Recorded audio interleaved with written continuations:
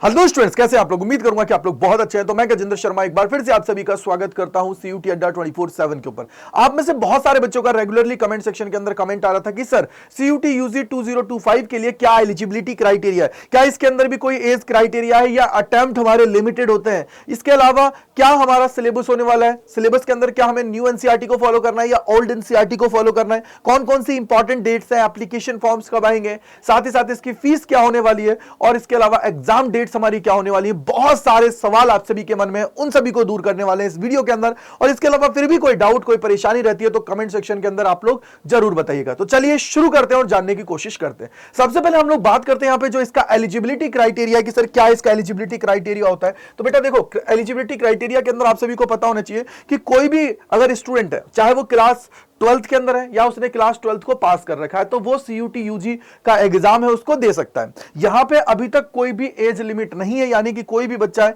जो यहां पे एग्जाम देना चाहता है, एग्जाम देने का इच्छुक है, वो एग्जाम दे सकता है। दूसरी चीज आप सभी को याद रखना है कि कोई कोई यूनिवर्सिटीज होती हैं, उनका एज क्राइटेरिया होता है। जैसे अगर मैं डीयू की बात करता हूं तो उसके अंदर कोई भी स्पेसिफिकली एज क्राइटेरिया नहीं है, लेकिन अगर मैं बीएचयू की बात करता हूं तो कुछ कुछ कोर्सेज के अंदर उनका एलिजिबिलिटी क्राइटेरिया एज का वो आप लोगों को फुलफिल करना पड़ेगा। यानी कि सर यहां पे मैक्सिमम टाइम आप ये देखिए कि सारी जितने भी यूनिवर्सिटीज हैं उनके अंदर एज का कोई भी क्राइटेरिया नहीं है। अगर इसके अलावा अगर हम लोग बात करें तो क्लास 12th में स्टूडेंट है या क्लास 12th को पास कर चुका है या इसके इक्विवेलेंट कोई उसने एग्जाम दिया है तो वो इजीली इस एग्जाम को दे सकता है।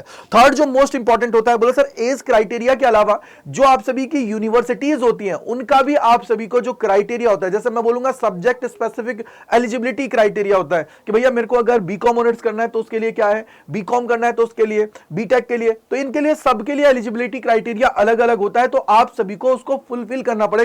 अगर मैं डीयू की बात करता हूं तो जनरली अगर आप लोग एक लैंग्वेज 3 डोमेन एक जीटी ले लेते हो तो आपका काम कंप्लीट हो जाएगा। ऐसे ही अगर आप लोग बीएचयू के लिए जाते हो तो भी अगर आप ये सेलेक्ट किया है तो आपका काम कंप्लीट हो जाएगा। यानी कि एक लैंग्वेज 3 डोमेन एक जीटी से आप लोग ये मान के चलिए मैक्सिमम यूनिवर्सिटीज के मैक्सिमम कोर्सेज के लिए एलिजिबल हो जाते हैं। तो ये आपको दिमाग में ध्यान रखना है। तो ये आप लोगों का हुआ एलिजिबिलिटी क्राइटेरिया। सेकंड जो मोस्ट इंपॉर्टेंट है कि सर सिलेबस की बात करते हैं तो बेटा सिलेबस के अंदर सिर्फ अगर मैं बात करूं जो उनका नोटिफिकेशन रिलीज होता है सीयूटी का, तो उसके अंदर एक ही लाइन लिखी आती है, domain subjects as per the class 12 syllabus only. अब यहां पे सबसे बड़ा सवाल है कि सर न्यू एनसीईआरटी फॉलो करना है या ओल्ड एनसीईआरटी। तो बेटा अभी तक जो सीयूटी का एग्जाम है इसके अंदर जो आपकी ओल्ड एनसीईआरटी है उसी को ही फॉलो किया जा रहा है। अभी तक यहां पे बोला नहीं गया है कि न्यू एनसीईआरटी को आप लोगों को फॉलो करना है। क्यों? क्योंकि अगर आप लोग सिलेबस देखते हो, मैं आपको सिलेबस की बात करता हूं, सुनिएगा। जैसे अगर आप लोग ऑफिशियल वेबसाइट के ऊपर आते हो तो यहां पे आप देखो इंफॉर्मेशन बुलेटिन है, ये सारी चीजें यहीं पे सिलेबस होता है। इस सिलेबस के अंदर अगर आप लोग जाते हो तो मैं डायरेक्ट देखो, अपन फिजिक्स के टीचर हैं तो फिजिक्स का ही खोल लेते हैं।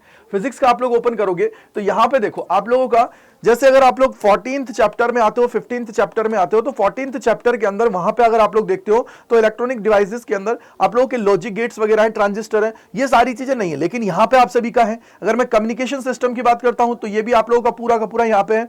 अगर मैं न्यूक्लियाई की बात करता हूं तो यहां पे आप देखोगे कि देखो न्यूक्लियाई के अंदर अब आप देखोगे यहां पे रेडियो एक्टिविटी आप सभी का है कि भैया इसकी प्रॉपर्टीज क्या होती है, रेडियो एक्टिव डिके है। जबकि अगर मैं सिलेबस की बात करता हूं तो उसके अंदर आप सभी से रेडियो एक्टिव डिके है वो वहां पे नहीं है। अगर मैं नई बुक की बात करता हूं तो उसके अंदर, यानी कि सर यहां पे ओल्ड एनसीईआरटी को फॉलो करना जरूरी है। अगर कोई स्पेसिफिकली आता है तो हम लोग उसके लिए आपको बता देंगे कि आप लोगों को क्या करना है, न्यू एनसीईआरटी को फॉलो करना है। बट अभी तक टिल द डेट जब तक ये मैं वीडियो बना रहा हूं आप सभी को ओल्ड एनसीईआरटी को फॉलो करना है और उसके अकॉर्डिंग ही सारी चीजें करनी है। न्यू एनसीईआरटी का अभी कोई भी लॉजिक नहीं लग रहा है। इसके बाद में अगर आप लोग जाते हो तो देन आप सभी का सबसे इंपॉर्टेंट जो चीज है कि सर इसके लिए हमारा जो एप्लीकेशन फॉर्म है वो कब आएगा। तो इंपॉर्टेंट डेट्स की अगर मैं बात करता हूं जो आपको पता होना चाहिए, क्योंकि कई बार बच्चा इनका एप्लीकेशन ही फॉर्म नहीं भर पाता है। जब एप्लीकेशन फॉर्म ही नहीं भरोगे तो एग्जाम कहां से दोगे। तो इसके लिए आपको ध्यान रखना है कि सीयूटी का एप्लीकेशन का डेट है वो आपका सेकंड वीक ऑफ फेब के अंदर आपको देखने को मिलेगा, यानी कि 12 से 15 फेब के अंदर आप सभी को ये देखने को मिलेगा। दूसरी चीज अगर मैं जेएमआई, अब देखो इसी टाइम पे इंपॉर्टेंट डेट्स में आपको बता रहा हूं,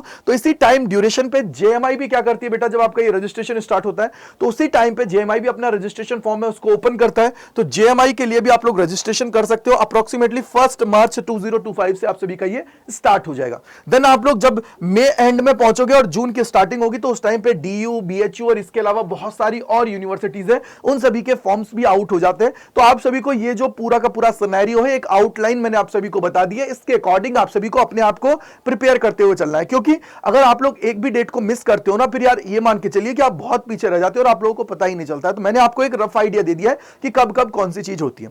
इसके अलावा अगर हम लोग यहाँ पे एप्लीकेशन फीस की बात करते हैं कि भैया एप्लीकेशन फीस क्या होने वाली है इसके लिए, तो देखो मैं बात कर रहा हूं 2024 के अकॉर्डिंग। तो बेटा यहां पे 2024 के अकॉर्डिंग ही सारी चीजें चलने वाली हैं। हो सकता है मे बी कि अगर या तो ये सब्जेक्ट को रिड्यूस कर दें या सब्जेक्ट को इंक्रीज कर दें, तो उस केस के अंदर इस फीस का क्या होगा बेटा, चेंजेस होगा। अदरवाइज ये फीस आप लोगों की ऑलमोस्ट सेम रहने वाली है। जैसे अगर जनरल कैटेगरी के हो तो अगर आप लोग अप टू 3 सब्जेक्ट, यानी कि अगर आप लोगों ने 3 सब्जेक्ट चुने हैं तो उसके लिए 1000 रुपए फीस देनी है। इसके बाद में मान लो आपको अभी तक क्या है 6 सब्जेक्ट ले सकते हो, तो 3 के अलावा 3 और लेते हो तो उस केस में आपको 400 रुपए एक्स्ट्रा देने पड़ेंगे, यानी 400 400 400 1200 रुपए 3 एक्स्ट्रा हुए और 1000 ये हुए, यानी कि आपका टोटल कितना हो गया, 2200 रुपए हो गया।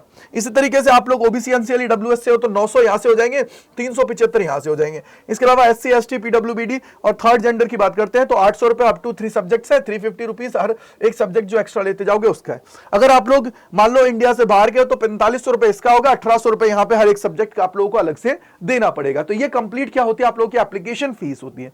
अब सबसे बड़ी बात कि सर एग्जाम कब होंगे, कब से हम लोग लेके चल सकते हैं, तो मैं तो आपको बोलूंगा बेटा देखो, जितना अर्ली आप लोग चीजों को स्टार्ट करते हो उतना ज्यादा आप लोग मजबूत होकर एग्जाम को कंप्लीट करते हो। तो इसलिए आप सभी को थोड़ा सा अभी से ही अपने ऊपर काम करने की जरूरत है। मैं तो ये बोलूंगा एग्जाम डेट्स का भी वेट नहीं करना। आप तो ये मान के चलिए कि भैया मई के अंदर हमारे एग्जाम स्टार्ट हो जाएंगे, तो उससे पहले अपना जो सिलेबस है उसको कंप्लीट कर लेना है। क्योंकि यार देखो सिलेबस एक बार जब कंप्लीट हो जाता है ना, तो तुम्हारे अंदर एक कॉन्फिडेंस रहता है कि यार मैं इस एग्जाम को निकाल सकता हूं।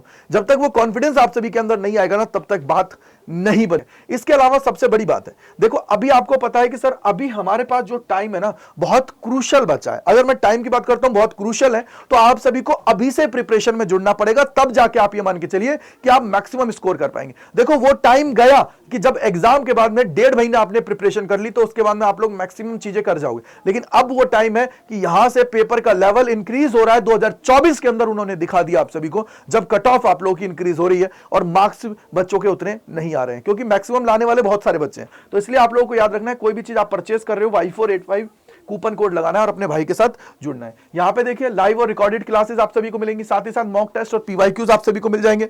लाइव डाउट सेशन आपके जो पढ़ा रहे हैं फैकल्टीज वो आपके दूर करेंगे। साथ ही साथ लेटेस्ट जो आप लोगों का पैटर्न बेस्ड आप लोगों का पूरा स्टडी मटेरियल होने वाला है, यानी कि ये आप लोगों का कंप्लीट एक पैकेज होने वाला है। मॉक टेस्ट के अंदर भी बेटा आप सभी को वीडियो सोल्यूशन मिलने वाले हैं। तो आप लोगों को याद रखना है Y485 कूपन कोड लगा के आप लोगों को एनरोल करना है। एनरोल करते टाइम कैसे आपको एनरोल करना है, तो सबसे पहले आप सभी को अड्डा 24/7 पे जाना है।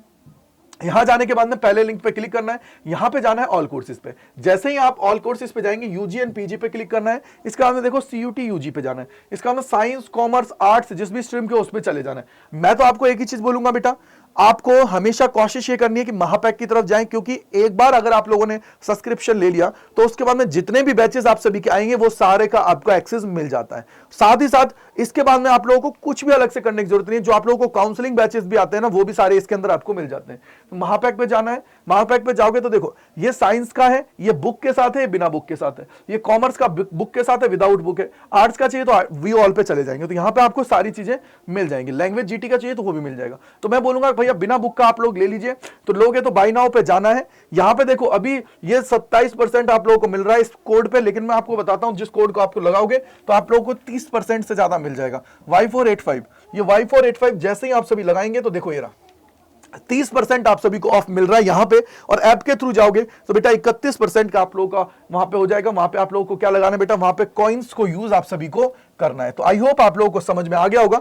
तो इस तरीके से आप लोगों को इसके अंदर एनरोल करना है। तो thank you and bye bye to all, God bless you बेटा। इसके अलावा फिर भी कोई डाउट कोई परेशानी रहती है तो कमेंट सेक्शन के अंदर जरूर लिखेगा, आपके सारे डाउट्स को दूर किया जाएगा। Bye bye to all.